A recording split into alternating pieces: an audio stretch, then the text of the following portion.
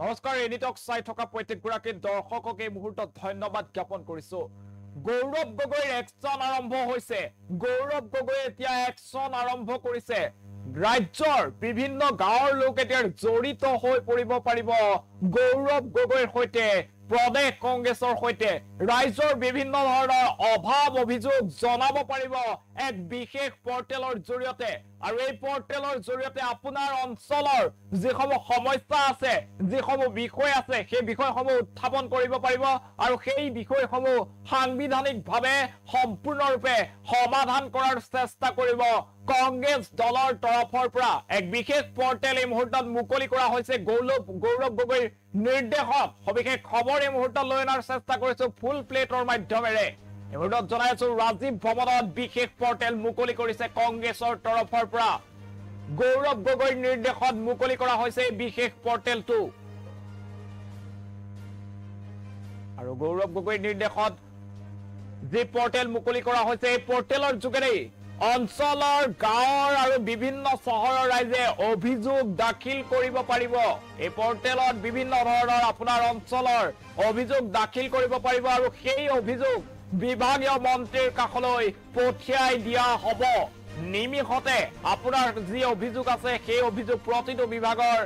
মন্ত্ৰীৰ কাষলৈ পঠোৱা হ'ব আৰু সাংবিধানিক প্ৰক্ৰিয়াৰে এই সমস্যাৰ সমাধান বিচৰা হ'ব বুলি জনোৱা হৈছে প্ৰদেশ কংগ্ৰেছৰ তৰফৰ পৰা চৰকাৰৰ দৃষ্টিগোচৰ কৰিবলৈ এই বিশেষ পদক্ষেপ গ্ৰহণ কৰিছে প্ৰদেশ কংগ্ৰেছ কমিটিয়ে এই মুহূৰ্তত সেই খবৰ জনোৱাৰ চেষ্টা কৰিছো এতিয়া পুনৰ আৰম্ভ হৈছে গৌৰৱ গগৈৰ একচন গৌৰৱ গগৈয়ে প্ৰদেশ কংগ্ৰেছৰ সভাপতিৰ দায়িত্ব লাভ কৰাৰ পিছতে ইখনৰ পাছত সিখনকৈ সভা আয়োজিত কৰিছিল ৰাজ্যৰ বিভিন্ন প্ৰান্তত আৰু তাৰ পাছতেই এতিয়া ৰাজ্যৰ সাধাৰণ জনতাৰ যিসমূহ অভাৱ অভিযোগ আছে যিসমূহ সমস্যা আছে সেই সমস্যা সমাধানৰ বাবে গৌৰৱ গগৈৰ এবাৰ অভিনৱ পদক্ষেপ দেখিবলৈ পোৱা গৈছে গৌৰৱ গগৈৰ নিৰ্দেশত মুকলি কৰা হৈছে এক বিশেষ পৰ্টেল যি পৰ্টেলৰ জৰিয়তে ৰাজ্যৰ বিভিন্ন অঞ্চলৰ বিভিন্ন গাঁৱৰ ৰাইজে বিভিন্ন অভাৱ অভিযোগসমূহ দাখিল কৰিব পাৰিব আৰু সেই অভাৱ অভিযোগসমূহ পৰ্টেলত লাভ কৰাৰ পিছতেই প্ৰদেশ কংগ্ৰেছৰ তৰফৰ পৰা বিভাগীয় মন্ত্ৰীলৈ সেই সমস্যাসমূহ সেই অভাৱ অভিযোগসমূহ প্ৰেৰণ কৰা হ'ব আৰু সম্পূৰ্ণ সাংবিধানিকভাৱে সেইসমূহ সমাধান কৰাৰ ক্ষেত্ৰত গুৰুত্ব আৰোপ কৰিব প্ৰদেশ কংগ্ৰেছ কমিটিৰ তৰফৰ পৰা ২৬ৰ যি বিধানসভা নিৰ্বাচন সেই বিধানসভা নিৰ্বাচনৰ দিন যিমানেই চমু চাপি আহিছে সিমানে এতিয়া দেখা পোৱা গৈছে যে ৰাজ্যৰ প্ৰতিটো ৰাজনৈতিক দল সংগঠন নেতা কৰ্মী মন্ত্ৰী বিধায়ক সকলো ব্যস্ত হৈ পৰিছে কেনেদৰে ২৬ত বিধানসভা নিৰ্বাচনত জয়ী হৈ শাসনৰ বাগজৰি নিজৰ হাতলৈ আনিব পাৰি তাক লৈ এতিয়া সকলোৱে নিজৰ নিজৰ এজেণ্ডাসমূহ ৰাইজৰ মাজলৈ লৈ যোৱাৰ প্ৰচেষ্টা অব্যাহত ৰাখিছে আৰু এইবাৰ গৌৰৱ গগৈ একচন মুডত আহিছে গৌৰৱ গগৈয়ে এক অভিনৱ পদক্ষেপ গ্ৰহণ কৰিছে আজি ৰাজীৱ ভৱনত এক কাৰ্যসূচী অনুষ্ঠিত কৰা হৈছিল যি কাৰ্যসূচীত এক বিশেষ পৰ্টেল মুকলি কৰিছে প্ৰদেশ কংগ্ৰেছৰ তৰফৰ পৰা আৰু এই বিশেষ পৰ্টেল যোগে আপোনাৰ অঞ্চলত যদি কিবা সমস্যা আছে আপোনাৰ অঞ্চলৰ যদিহে কিবা অভাৱ অভিযোগ আছে সেইসমূহ দাখিল কৰিব পাৰিব এই পৰ্টেলৰ জৰিয়তে আৰু তাৰ পাছতে এই সকলো সমস্যা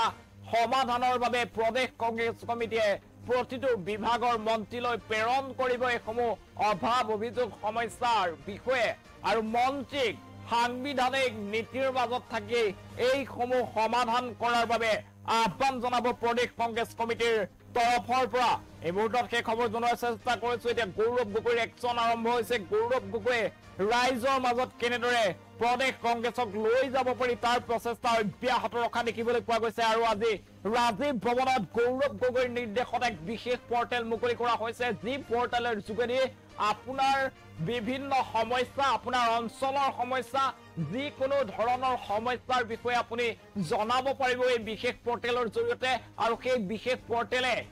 আপোনাৰ অঞ্চলৰ অভাৱ অভিযোগ সমস্যাসমূহ বিভাগীয় মন্ত্ৰীৰ হাতলৈ প্ৰেৰণ কৰিব আৰু মন্ত্ৰীক আহ্বান জনোৱা হ'ব যে সোনকালে এইসমূহ সমস্যা এই অঞ্চলৰ এনে ধৰণৰ সমস্যা আছে এই সমস্যাসমূহ সমাধান কৰিব লাগে মন্ত্ৰীৰ ওপৰত প্ৰেছাৰ দিয়া হ'ব প্ৰদেশ কংগ্ৰেছ সমিতিৰ তৰফৰ পৰা। কিছু দৃশ্যাংশ আছে এই মুহূৰ্তত মই পিছিআৰ টিমক সেই দৃশ্যাংশ দেখুৱাবলৈ অনুৰোধ জনাইছো।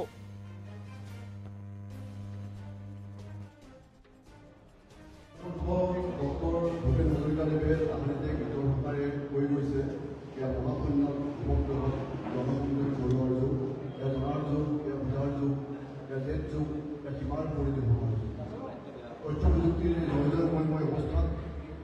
আমিও সময়ৰ সৈতে খোজ পেলাই আগবঢ়াৰ প্ৰয়াস কৰিছোঁ। বিগত কেইবামাহ ধৰি আমাৰ অসম কংগ্ৰেছ বিধায়ক দলৰ নেতা বিৰোধী দলপতি দেৱৰ শইকীয়া ডাঙৰীয়াই বিশেষ কষ্ট কৰি বহুত লোকক জড়িত কৰি এটা বিশেষ পৰ্টেল আজি উলিয়াইছে, অসম জাষ্টিছ পৰ্টেল। এই পৰ্টেলটো কিদৰে ব্যৱহাৰ কৰিব পাৰি, ইয়াৰ উপকাৰিতা কি, ইয়াৰ দ্বাৰা জনসাধাৰণ কেনেদৰে উপকৃত হ'ব, এই সকলো কথা আমাৰ নেতাগৰাকীয়ে প্ৰিয়ংকাগৰাকীয়ে আপোনালোকক বিৱৰি ক'ব। সাৰাংশ হিচাপে এটা বাক্যই ক'ব পাৰি যে পৰ্টেলটো হৈছে জনসাধাৰণ আৰু বিৰোধী দলৰ মাজত এক সেতু, সাংবিধানিক অধিকাৰ আৰু জবাবদিহিতাৰ মাজত এটা সেতু, এটাই ক'ব পাৰি এটা বাক্য। মই এতিয়া মাইক্ৰফোনটো দেৱৰ সৈতে আগবঢ়াইছোঁ, তেখেতে আপোনালোকক ক'ব পৰা হ'ব।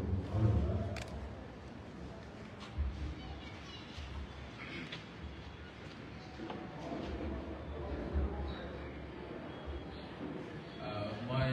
আপোনালোক সকলো সাংবাদিক বন্ধুকে আজি আমাৰ